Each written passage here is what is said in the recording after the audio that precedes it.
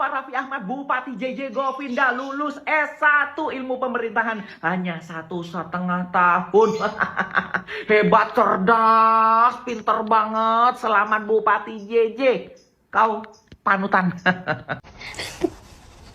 Coba kasih tahu saya, kuliah S1 yang cuma 1,5 tahun.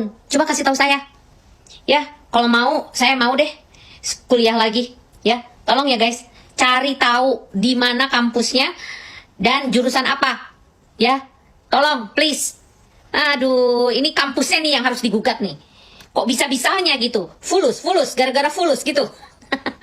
Tahu nggak guys, yang lagi heboh tuh, kuliah langsung wisuda 1,5 tahun aja selesai. Hah, dasar. Kampus apa itu? Abal-abal kali ya. Itu mah hanya syarat karena dia jadi pejabat publik, makanya harus jadi S1 dulu. Halo teman-teman, apa kabar semuanya? Selamat datang kembali di Hanel Surapento, Hanel yang selalu membahas dan mereaksi berbagai berita viral, dunia artis, hingga reaksi para tokoh yang sedang menjadi sorotan publik. Kali ini kita akan membahas sosok Raffi Ahmad yang kembali menjadi perbincangan hangat setelah muncul berbagai tudingan soal nepotisme. Sugik Nur bahkan melontarkan kritik yang sangat keras, sementara Lita Gading dan sejumlah kreator konten ikut memberikan tanggapan. Di saat yang sama, publik kembali mempertanyakan berbagai isu yang menyeret nama Raffi Ahmad dan orang-orang terdekatnya. Namun yang menarik, perkembangan terbaru justru membuat perdebatan ini semakin meluas. Berbagai potongan video dan komentar dari sejumlah pihak terus bermunculan sehingga membuat opini publik semakin terbelah. Tonton videonya hingga usai, karena saya akan memberikan komentar cukup panjang di bagian akhir video. Yuk kita tonton videonya. Katanya gitu, dikatrol guys, dikatrol, tahulah, ya kan? Julid nih. Julid buat sesuatu yang kebenaran, nggak apa-apa. Lanjut, gas. Ya, assalamualaikum warahmatullahi wabarakatuh. Ya, korupsi, kolusi, nepotis. Ini penyakit inti ya bangsa ini. Tadi ada gak? Sekarang viral tuh Raffi Ahmad, ya kan? Ya begitu. Salah satu penyebab, bukan salah satu ya, mungkin diantara inti penyebab bangsa ini hancur ya, porak-poranda, martabatnya, kehormatannya, harga dirinya itu ya salah satunya korupsi dan nepotis ini. Korupsi, kolusi, nepotis. Ya. Anaknya dimasukkan, bapaknya dimasukkan, istrinya dimasukkan, ponaknya dimasukkan, sepupunya dimasukkan, walaupun tidak punya kapasitas, tidak ada ilmunya, tidak ada ya intelektualnya di bidangnya tuh pokoknya masuk jadi pejabat, makan gaji buta. Nah, terutama pajak. Bangsa ini hancur kalau sebuah bangsa itu pendapatannya, ya kan, itu dari pajak rakyat, meras pajak rakyat. Ngeri. Ya. Yang makan gaji ratusan juta pejabatnya, rekeningnya gendut terus, naik terus, perutnya gendut terus pejabatnya, sementara yang dikejar sensus ekonominya rakyatnya. Oke teman-teman, saya nggak akan bahas yang lain-lain, tapi intinya sekarang lagi viral di medsos, apa itu, asisten pribadinya Raffi Ahmad atau apa, saya nggak ngerti, tapi intinya lagi-lagi nepotis, lagi-lagi kolusi. Nah ini, ya kan, itu terutama rezim laknatullah itu, anaknya gubernur, anaknya wapres, mantunya gubernur, itu yang kebaca media. Yang tidak kebaca media, wallahu alam. Nah, di birokrasi Konoha ini seperti itu.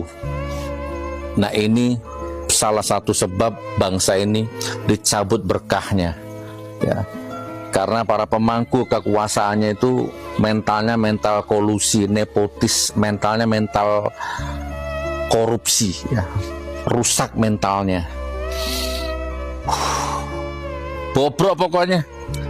Nggak bisa, kalau dimasukkan lewat jalur sini ketahuan, masukkan lewat jalur sana nanti biar nggak ketahuan. Terus gimana caranya rekayasanya? Yang penting masuk. Menjijikkan. Assalamualaikum warahmatullahi wabarakatuh. Deretan keluarga dan kerabat Raffi Ahmad yang kini di pemerintahan.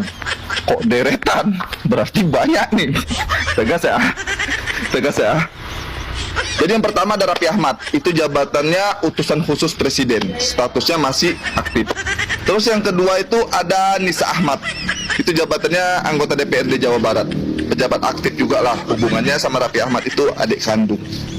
Terus ada lagi namanya JJ Rici Ismail, itu dia merupakan bupati dari Bandung Barat, pejabat aktif juga yang merupakan adik ipar dari Raffi Ahmad. Terus ada lagi namanya Tubagus Piki Cikara Satari. Itu dia merupakan direktur utama TPRI dan merupakan kakak ipar atau suami dari Nisa Ahmad tadi. Ada lagi namanya Beri Tamin, jabatannya Komisaris Independen PT Sarinah, jabatannya di BUMN. Jadi hubungannya itu adik ipar atau suami dari Caca Tengker. Caca Tengker tahu kan? Nah, terus ada lagi nih Doni Oskaria, jabatannya itu Wakil Menteri BUMN. Statusnya masih pejabat aktif yang merupakan kerabat dari Nagita lah. Dia merupakan hubungannya keluarga besar pihak Rita Amelia. Terus ada lagi namanya Mupli Budi Anandah yang merupakan pejabat aktif yang juga merupakan komisaris dari Krakatau Steel. Jadi sekarang asistennya udah jadi komisaris dari Krakatau Steel. Jabatannya dia pertamanya dari asisten Raffi Ahmad. Jadi sekarang dia udah jadi pejabat jadi komisaris Krakatau Steel. Nah, masalahnya di mana? Masalahnya itu ada dua. Yang pertama, kenapa aku nggak jadi keluarganya? Masalah yang kedua, ada lowongan nggak jadi asisten? Kontak kenapa? Gimana kira-kira menurut kalian? Irfan Hakim sampai nangis dan terang-terangan minta Raffi Ahmad berhenti dari dunia politik. Emang separah apa yang bikin dia kepikiran? Di momen 1000 episode FYP Trans 7, Irfan mengaku sedih melihat Raffi terus dihujat dan diterpa kabar miring sejak menjabat putusan khusus presiden. Meski begitu, Raffi mengaku mentalnya kuat dan memilih tetap berpikir positif. Air mata Irfan Hakim tumpah minta Raffi Ahmad berhenti berpolitik. Setuju. 100% saya setuju. Karena kenapa? Karena dari awal jabatannya bukan ngasih solusi. Yang ada cuma kegaduhan. Bukannya memberi manfaat. Malah yang ada ngebebanin rakyat. Bayar pajak buat gaji dia. Piraku atuh. Kegaduhan demi kegaduhan. Soal borong akun lah. Soal mobil yang dikawal jalan seenaknya lah. Ini pejabat publik atau artis? Gajinya dari pajak rakyat. Tapi manfaatnya mana? Nol besar. Kembali ke awal soal tangisan Irfan Hakim untuk meminta Raffi Ahmad berhenti dari berpolitik. Boleh aja. Tapi tunggu dulu. Berhenti? Boleh. Mundur? Silahkan. Tapi sebelum itu, pertanggungjawabkan dulu. Jawab benar atau tidak. Pernah nawarin sesama teman artisnya buat nyalek. Jawab benar atau tidak soal isu money laundry yang pernah disindir di Mensrea. Jawab kok bisa ada isu asisten dan mantan pengasuh anaknya yang menjabat menjadi wakil kepala BGN. Kok bisa? Sekolah di mana? Pengalamannya apa? Iya. Kita tahu kalian artis, kalian jago acting. Tapi jangan pakai alasan air mata buat nutupin masalah. Jangan pakai alasan sahabat buat nutupin borok. Asal kalian tahu, rakyat tuh udah muak dengan hal-hal kayak gini. Kalau mau berhenti, berhentilah dengan terhormat. Yaitu, jelaskan isu dulu, baru pergi. Gimana? Apakah kalian setuju Raffi Ahmad mundur? Tapi jelasin dulu soal isu-isu yang pernah nyeret nama dia. Begitu aku tengok yang viral-viral sekarang, artis R sama yang dibangga-banggakan banyak ibu-ibu. Dan kalau melihat hartanya yang banyak, yang selalu dibilang dia andara-andara gitu ya kan. Begitu aku lihat lah ya kan, tengok kalian lah ini Hamuna. Ya, jadi kalian mulailah otak kita itu terbuka bahwa kita itu selalu dijajah sama orang-orang itu. Mereka yang berkuasa semua, hanya karena jadi tim sukses pemilu, mereka yang jadi penguasa. Bayangkan kalian, adiknya jadi anggota DPRD, layaknya kalau bahasa Batak itu jadi bupati. Yang paling gongnya, asistennya yang cuma tamat D3 jadi komisaris BUMN. Bukan sembarangan itu komisarisnya, kalau kalian cari aja, itu antara Pensura ya, PT Krakatau Steel dan juga dari luar itu kalau nggak salah Korea tadi itu bergerak di bidang baja yang menghasilkan baja ya kan, pokoknya aduh betul-betul lah katanya di bawah-bawahnya itu banyak kan dari ITB. Bayangkan kalian lah seorang D3 yang tidak tamat S1 bisa menjadi komisaris BUMN hanya karena dia menjadi tim sukses. Jadi kalian buat fans-fansnya si R ini, tolonglah dulu ya tolonglah jangan terlalu kalian ngefans, kalian itu dijajah. Makanya aku pribadi ya udah sebesar 41, udah tua aku umur 41 tahun, nggak ada satupun artis yang ku fans, nggak ada dalam kamusku ngefans orang, nggak pernah ada.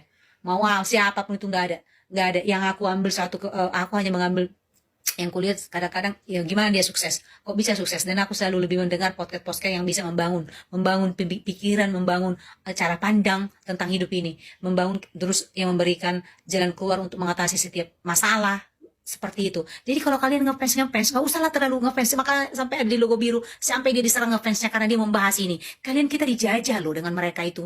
Bayangkan kalian lah D3 loh, D3 bisa jadi komisaris. Kalian tahu komisaris itu kayak mana kan? Jadi kalian ya yang ngefans sama R itu, yang ini nggak usahlah kalian ngefans sama dia, bunda-bunda ya, tolong bun. Netizen lagi heboh dikarenakan banyak sekali jabatan strategis kenegaraan Indonesia ternyata diduduki oleh keluarga dan orang terdekat dari Raffi Ahmad. Sebenarnya nggak kaget-kaget amat sih ya, karena semua orang juga udah tahu ada yang dinamakan dengan janji politik, dan biasanya suka bagi-bagi jabatan. Tetapi masalahnya itu kalau misalkan jabatannya itu diberikan kepada orang yang kurang kompetensi dalam pekerjaan atau jabatannya. Ya mau terserah itu mau orang yang dekat dengan Raffi Ahmad, keluarga Raffi Ahmad ataupun bukan. Yang penting orang tersebut itu mampu untuk mengemban jabatan tersebut agar menyukseskan negara Indonesia ini. Yang salah itu kalau jabatan ini diberikan kepada orang yang salah. Yang merugi, yang hancur apa? Ya negara kita. Teman-teman, setelah kita menyaksikan seluruh isi video ini, sekarang izinkan saya menyampaikan pendapat pribadi saya. Sekali lagi saya tegaskan, ini adalah opini saya sebagai seorang kreator konten reaksi. Saya tidak menghakimi siapapun, tidak memvonis siapapun, dan tentu saya menghormati adanya perbedaan pendapat di antara kita semua. Kalau saya melihat persoalan yang sedang ramai ini, sebenarnya bukan hanya soal Raffi Ahmad sebagai seorang publik figur. Menurut saya, persoalan yang membuat masyarakat begitu emosional adalah karena isu yang dibahas menyangkut rasa keadilan. Ketika masyarakat melihat ada orang-orang yang dianggap dekat dengan kekuasaan atau memiliki hubungan keluarga dengan tokoh tertentu kemudian mendapatkan posisi strategis, wajar apabila muncul pertanyaan. Pertanyaan itu tidak selalu berarti tuduhan. Pertanyaan itu muncul karena masyarakat ingin mengetahui prosesnya, apakah semuanya memang dilakukan secara profesional atau tidak. Di sisi lain, saya juga memahami bahwa tidak semua orang yang memiliki hubungan keluarga otomatis tidak kompeten. Bisa saja seseorang memang mempunyai kemampuan yang baik walaupun ia memiliki hubungan dengan tokoh terkenal. Karena itu menurut saya yang paling penting adalah transparansi. Kalau memang semua proses berjalan sesuai aturan, jelaskan kepada publik. Dengan begitu masyarakat bisa menilai berdasarkan fakta, bukan hanya berdasarkan dugaan atau asumsi yang beredar di media sosial. Saya melihat salah satu penyebab persoalan seperti ini cepat membesar adalah karena kepercayaan publik sedang sangat sensitif. Sedikit saja muncul isu yang berkaitan dengan jabatan, masyarakat langsung mengaitkannya dengan nepotisme. Mengapa? Karena selama bertahun-tahun masyarakat sering mendengar berbagai kasus yang berkaitan dengan penyalahgunaan jabatan. Akibatnya, ketika muncul isu baru, rasa curiga itu otomatis muncul lagi. Kalau menurut saya pribadi, seorang publik figur yang sudah memutuskan masuk ke dunia pemerintahan memang harus siap menerima kritik yang jauh lebih keras dibandingkan ketika masih menjadi artis biasa. Saat menjadi artis, mungkin yang dikomentari hanya soal karya, gaya hidup, atau kehidupan pribadi. Tetapi ketika sudah memegang jabatan publik, masyarakat akan melihat setiap langkah, setiap keputusan, bahkan setiap orang yang berada di sekitar kita. Itu memang konsekuensi yang harus diterima. Saya juga merasa bahwa dalam situasi seperti ini, klarifikasi memiliki peran yang sangat penting. Diam memang hak setiap orang. Namun kadang-kadang ketika isu sudah berkembang terlalu jauh, penjelasan yang baik justru bisa meredakan kegaduhan. Publik tidak selalu meminta semua orang harus sempurna. Yang sering diinginkan masyarakat hanyalah penjelasan yang masuk akal dan dapat dipertanggungjawabkan. Kemudian mengenai komentar Sugiknur maupun tokoh-tokoh lain yang muncul dalam video ini, menurut saya itu adalah bagian dari kebebasan berpendapat. Selama disampaikan dalam koridor hukum dan bertanggung jawab, tentu setiap orang memiliki hak untuk mengkritik. Tetapi sebagai penonton, saya juga mengajak kita semua agar tidak langsung mempercayai satu sudut pandang saja. Dengarkan berbagai pendapat, lihat berbagai sumber, lalu buat kesimpulan sendiri. Di era media sosial seperti sekarang, sangat mudah sekali sebuah narasi berkembang menjadi opini besar. Potongan video beberapa detik bisa langsung viral. Cuplikan pernyataan seseorang bisa menyebar kemana-mana tanpa konteks yang utuh. Karena itu, saya selalu berusaha mengajak teman-teman untuk melihat persoalan secara lebih lengkap sebelum mengambil kesimpulan. Saya juga berharap siapapun yang sedang menjadi sorotan publik tidak memandang kritik sebagai musuh. Kritik terkadang memang menyakitkan, tetapi kritik juga bisa menjadi bahan evaluasi. Justru ketika seseorang berada pada posisi penting, kemampuan menerima kritik menjadi sesuatu yang sangat berharga. Sebaliknya, kepada masyarakat juga saya ingin mengajak agar kita tidak mudah menghina atau menyerang secara pribadi. Kritik boleh, mempertanyakan boleh, bahkan tidak setuju juga boleh. Namun tetaplah menjaga etika. Jangan sampai perbedaan pendapat berubah menjadi kebencian yang berlebihan. Kita semua sama-sama menginginkan Indonesia yang lebih baik. Kalau memang seseorang dinilai layak menduduki sebuah jabatan, maka tunjukkan melalui kinerja. Hasil kerja yang baik akan menjadi jawaban paling kuat terhadap berbagai tudingan. Sebaliknya, kalau memang ada kekurangan, maka perbaikan adalah langkah yang jauh lebih baik daripada membiarkan spekulasi berkembang terus-menerus. Bagi saya pribadi, isu seperti ini seharusnya menjadi pengingat bahwa masyarakat sekarang semakin kritis. Dulu mungkin informasi hanya berasal dari televisi, tetapi sekarang semua orang bisa memberikan komentar melalui media sosial. Artinya, pejabat publik maupun tokoh terkenal harus semakin berhati-hati dalam setiap langkah yang diambil karena semuanya akan mendapatkan perhatian masyarakat. Saya sendiri tidak ingin terburu-buru memvonis siapa yang benar dan siapa yang salah. Saya lebih memilih menunggu penjelasan dari pihak-pihak yang berkaitan serta melihat fakta-fakta yang dapat diverifikasi. Namun satu hal yang saya yakini, kepercayaan masyarakat adalah sesuatu yang sangat mahal.